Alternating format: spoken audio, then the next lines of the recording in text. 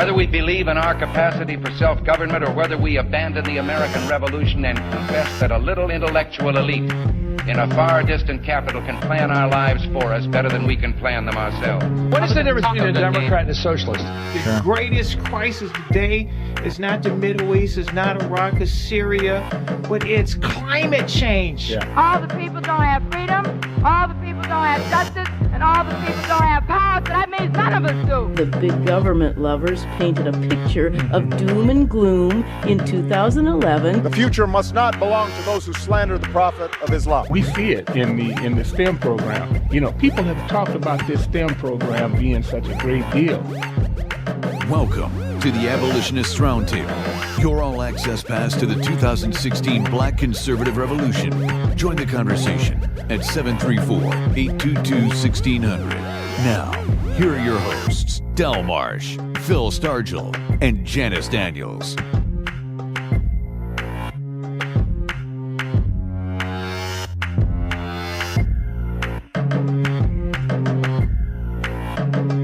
Well, good morning. Thank you for listening to the Abolitionist Roundtable. This is Del Marsh. We got so much on the agenda. We're going to try to squeeze it all in 1 hour. So we want you to be a part of the conversation. Give us a call at 734-822-1600. I mean, there's so much that happened this week. I mean, we have so much in the agenda. This folder is full of stuff that we need to talk about, and we want to hear your opinion on this. But here, I just want to say something. Today is a very special day today. Why is it a special day? Today, I turned 52 years old. I'm not just 50. Now I'm over 50. I'm headed towards the other number. I'm closer. Over the hill? I'm getting there. You just getting to the hill. I'm just getting to the hill. Yeah. Absolutely. So, today I'm proud to be 52. Somebody else's birthday is today too.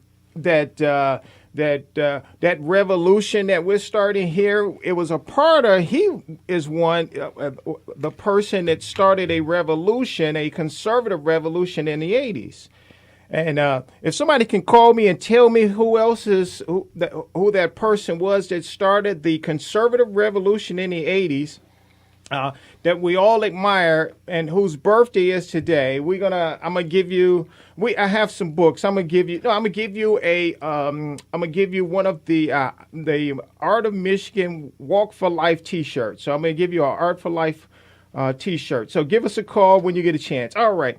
So second, I want to ask you, did you enjoy Chris Levels and Professor Marsh? They had historian Mr. Epperson on.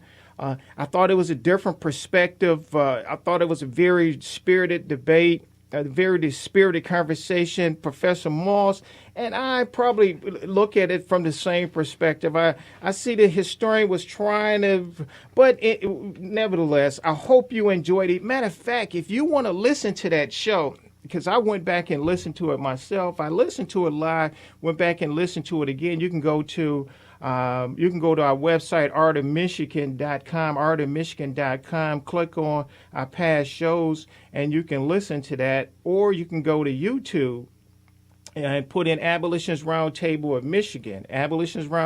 Michigan, and all our shows are on there.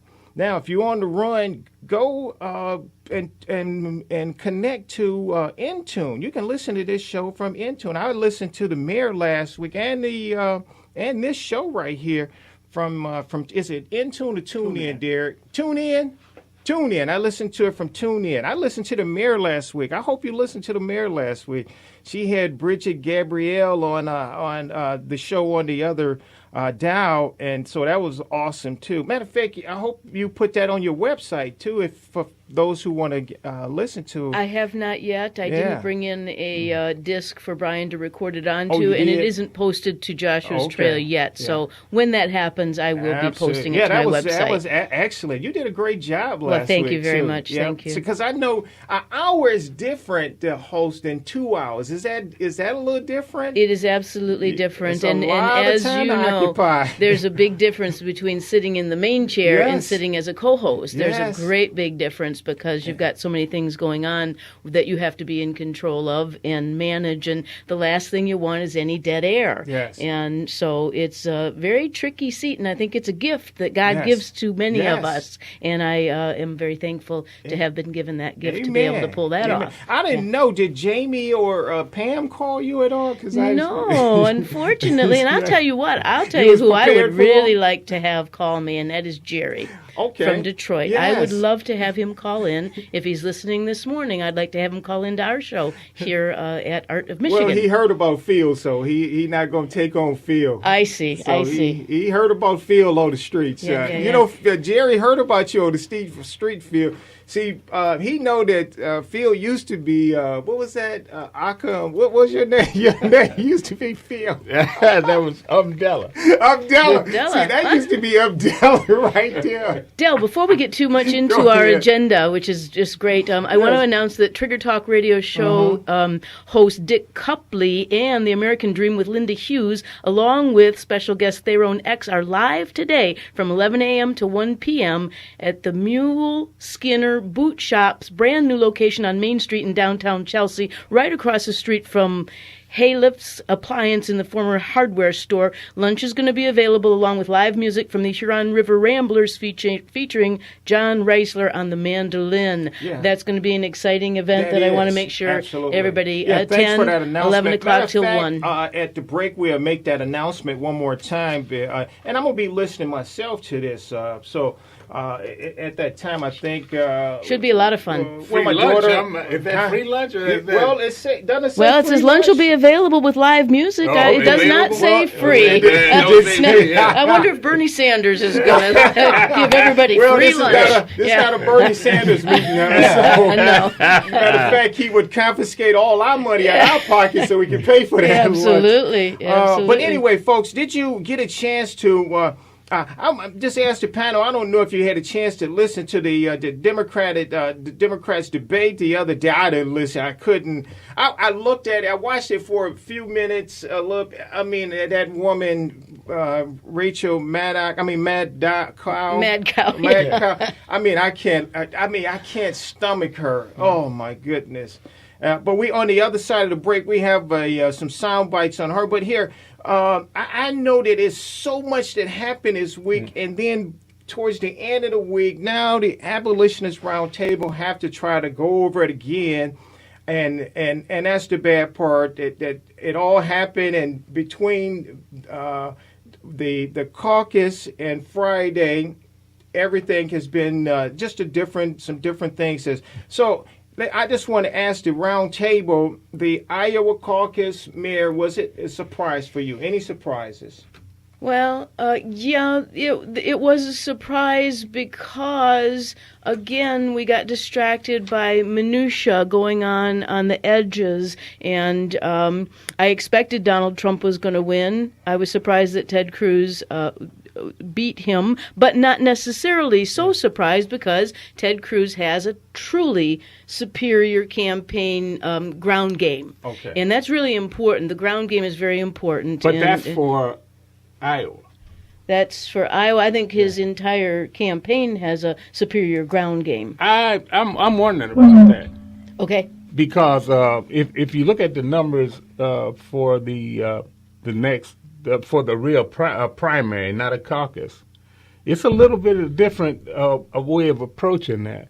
And you notice that his numbers are pretty good, but they're still not. I expected that there would be a surprise because it happens every year and every election year. Rick Santorum come out of nowhere. True. Huckabee come out of nowhere. True. And it's always been that way. Yeah, Iowa is not necessarily reflective of the. Right. Yeah, and they never on both sides. Yeah. It never is indicative of who will go on and win that nomination. Did you happen to hear Bob that? Dole even won. Yeah. And later President Reagan went to win. Did you hear that Iowa is saying that the caucus results are potentially wrong because errors were found in the Democrat side? Yes. I think there must have been another car with some ballots that were left in the trunk that they found, and now they got to recount it. Yeah, so, they were at the pull meat, some kind of restaurant or something, and now you got the image of Bernie Sanders riding down the road with papers flying out. Yeah. Of course, we don't know who is going to end up on the I thought it was winning. a coin. I thought they just went on and just did a coin toss. That is. We don't know who won. Bernie just we're gonna toss a coin, and then so the Clintons they pull out their two-headed